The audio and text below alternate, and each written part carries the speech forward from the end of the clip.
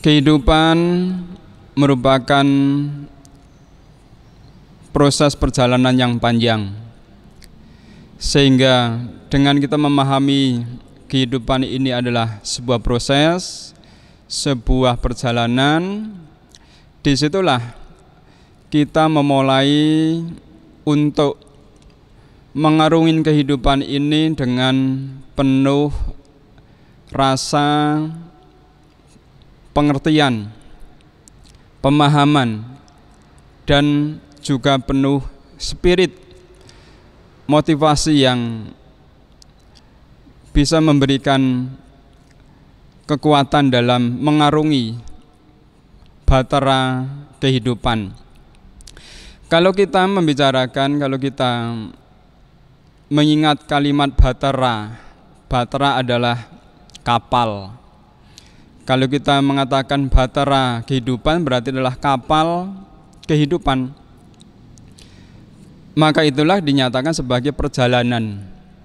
Kehidupan ini perjalanan.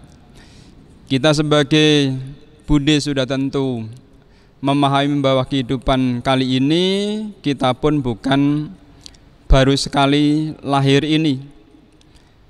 Kita sudah berulang-ulang dalam kelahiran-kelahiran sebelumnya.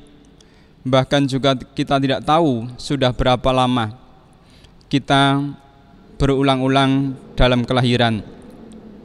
Itulah yang dinyatakan sebuah perjalanan, hingga pada masa nanti kita akan sampai pada tujuan akhir. Oleh itulah di saat kita kembali memahami bahwa kehidupan ini adalah batara, berarti adalah kapal yang harus jalan melalui, melintasi samudera ini. Kalau kita gambarkan apa itu kapal, sudah tentu dengan kapal yang baik kita akan bisa melintasi, mengarungi samudra yang penuh dengan ombak, penuh dengan gelombang. Kita semua tahu bahwa samudra tidak akan pernah berhenti dalam sekejap pun. Selalu bergelombang, apakah itu dengan gelombang yang kecil, apakah itu dengan yang besar, semakin besar lagi menjadi tsunami. Kapal kita gambarkan seperti kebajikan atau kama-kama baik kita. Semakin kita mempunyai kama baik yang besar, seperti kita mempunyai kapal yang kuat, yang kokoh, sehingga satu pengharapan itu sudah kita punyai untuk bisa sampai pada tujuan pantai seberang sana. Lalu siapakah nakoda dalam kapal itu? Adalah pikiran, ucapan dan tindakan. Itu sebagai kapalnya, sebagai nakodanya yang menakodai dari kapal tadi, sehingga dengan kita mempunyai nahkoda yang baik, pikiran yang baik, ucapan yang baik, tindakan yang baik, maka disitulah kita akan pelan-pelan menuju kepada pantai seberang sana. Lalu barang-barang yang ada di kapal itu, mungkin itu adalah perbekalan, mungkin itu adalah juga barang-barang, bahan-bahan yang akan digunakan dalam pelayaran itu seperti badan jasmani kita. Badan jasmani kita ini dipenuhi dengan benda-benda, barang-barang yang sedemikian. Dan ingat bahwa barang-barang itu juga mudah rapuh, mudah hilang, mudah juga busuk, mudah juga rusak, persis seperti jasmani kita ini. Begitu riskannya, begitu mudahnya Hanya karena panas bisa rusak, artinya bisa sakit.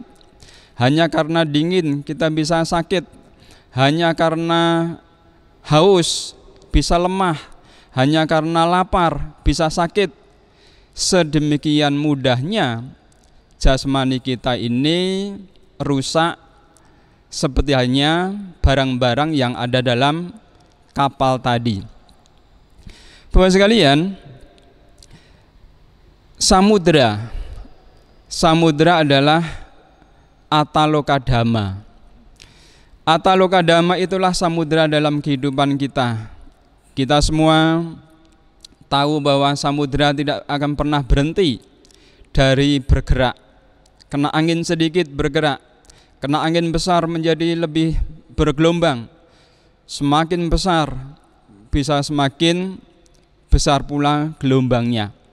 Seperti itulah ataloka dhamma dalam kehidupan di dunia ini.